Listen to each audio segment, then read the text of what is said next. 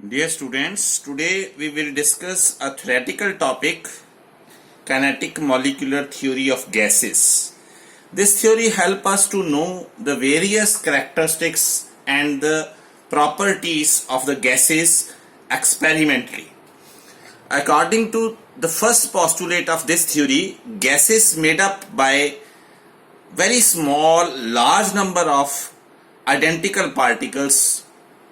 They may be atoms or molecules. Gases are made up by tiny particles, and this is justified. Each postulate is justified one by one because matter के concept के according gases के बीच में बहुत ज्यादा space होता है और गैसेस जो हैं उनके पार्टिकल्स को हम with the help of necked आई देख भी नहीं सकते. तो इसका फर्स्ट जो पोस्टुलेट है उसको हम करेक्ट मानेंगे, ठीक मानेंगे कि gases are made up by tiny particles. Second postulate, the molecules are separated from one another by large distance. Molecules of gases are separated by large distance. That's why there is many empty space among the molecules of the gas. Okay. But उसने साथ में बोला the volume is so much large in case of gases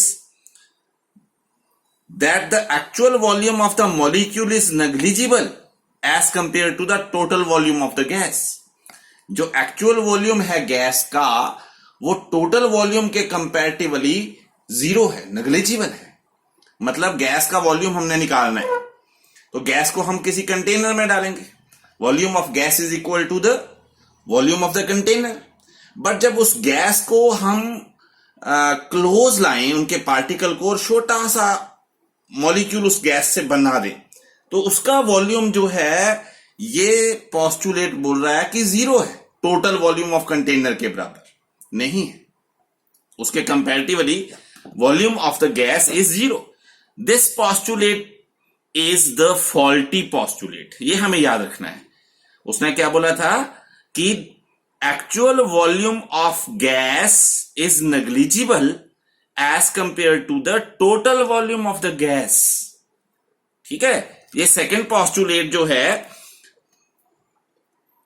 faulty postulate है, incorrect postulate है. ये हमें याद रखना है कि वॉल्यूम गैस का जीरो कैसे कर सकते हैं. हमने चार्ल्स लॉ में भी पढ़ा था, अगर किसी चीज का वॉल्यूम ही जीरो है that mean that substance do not exist, वो मैटर ही नहीं है. तो ये एक पोस्टुलेट हमें स्पेशली याद रखना है क्योंकि आगे काम आएगा. Third postulate is the molecules are in the state of ceaseless and random motion in all the direction. मतलब वो सीजलेस है, वो घूमते रहते हैं, रैंडमली जिगजैग पाथ फॉलो करते रहते हैं किसी भी कंटेनर में जहां इनको रखा है, because they collide with each other. तो ये पोस्टुलेट तो ठीक है कि गैस के पार्टिकल स्टेट ऑफ रेस्ट में नहीं बैठते. ऐसा नहीं होता कि वो आज बैठ गए हैं और कल वो दौड़ रहे हैं. पार्टिकल्स गैस के हमेशा डिस्पर्स होते हैं, हमेशा जिगजैग पाथ फॉलो करते हैं, हमेशा सीजलेस होते हैं, अशांत होते हैं. थर्ड के बाद फोर्थ पोस्टुलेट, थर्ड भी करेक्ट है. सेकंड पोस्टुलेट ने गड़बड़ की थी, वो हमें याद रखना है कि वॉल्यूम गैस पार्टिकल का जीरो है total volume of the gas के कंपैरेटिव. फोर्थ पोस्टुलेट है molecular collisions are perfectly elastic. Gases particles जो है एक दूसरे के साथ स्ट्राइक करते हैं और उनका जो कोलिजन है परफेक्टली इलास्टिक है. मतलब ऐसा नहीं है कि कोलाइड करके बैठ गए, वो फिर से दूसरा कोलिजन, तीसरा कोलिजन, चौथा कोलिजन, ऐसे वो कोलाइड करते जाते हैं और that collision is the major cause for the pressure of the gas. ठीक है. However there may be redistribution of energy during the collision. ऐसा हो सकता है कि पहले मोर एनर्जी के साथ कोलाइड किए हों, फिर लेस एनर्जी के साथ कोलाइड किए हों, फिर मोर एनर्जी के साथ कोलाइड किए हों. एनर्जी में भी डिस्ट्रीब्यूटेड, एक ने दूसरे को, दूसरे ने तीसरे को ट्रांसफर की energy, but collision must be elastic. तो ये भी ठीक है, कोलिजन के कारण ही प्रेशर आता है. Fifth postulate, there are no forces of interaction. Attractive और रिपल्सिव फोर्सेस ही नहीं है. between the molecules of the gas at ordinary temperature and pressure. They move completely independent of one another. क्या बोला पोस्टुलेट ने कि there are no forces of interaction between gases particle. अगर gases particle के बीच में फोर्सेस ऑफ इंटरेक्शन नहीं है इस पोस्टुलेट के अकॉर्डिंग, तो गैस पार्टिकल्स को हम लिक्विड में कैसे चेंज कर सकते हैं? आगे हमने पढ़ना है, आपने सुना भी होगा, गैसेस जो है उनको लिक्विफाई कर सकते हैं. क्यों?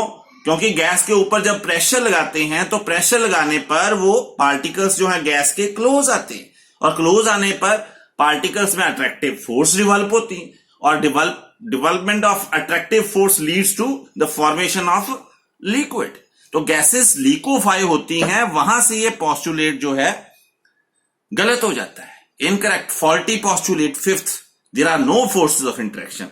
तो सेकेंड पोस्टुलेट कि जो वॉल्यूम ऑफ गैस है is negligible as compare to the total volume of the gas, वो भी फॉल्टी था कि वॉल्यूम जीरो कैसे कर दिया. और फिफ्थ पोस्टुलेट कि there are no forces of interaction between the gas particles, के बीच में फोर्सेस ऑफ इंटरेक्शन होती ही नहीं है, ये भी गलत हो गया, क्योंकि गैसेस तो लिक्विफाई कर सकते हैं. एलपीजी हमारे घर में आती है, that is in liquefied form, liquefied petroleum gas. तो ये पोस्टुलेट, तो सेकेंड और fifth postulates of the kinetic gas theory are the faulty postulate. There is fault, these are incorrect, this is not true. Sixth postulate is pressure exerted by gas is due to the collision. That is correct. Gases जो हैं collide करती हैं लगातार एक दूसरे से, और gases particle के बीच में कोलिजन के साथ साथ जिस कंटेनर में उनको रखा है उसके साथ भी स्ट्राइक करती हैं.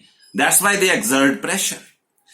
And last postulate is the average kinetic energy of gas particle is directly proportional to temperature. Yes, it is also correct. जब हम दौड़ेंगे, बहुत ज्यादा दौड़ेंगे, तो हमारी बॉडी का टेम्परेचर इंक्रीज करेगा. That mean kinetic energy is directly proportional to temperature. More the kinetic energy, more the temperature. तो यहां ये आपका जो पोस्टुलेट नंबर सेकेंड और फिफ्थ फॉल्टी जो है, ये आपको याद रखना है, क्योंकि आगे बहुत काम आएगा. और ज्यादातर ये भी यूज होगा जो लास्ट पोस्टुलेट था कि kinetic energy is directly proportional to temperature.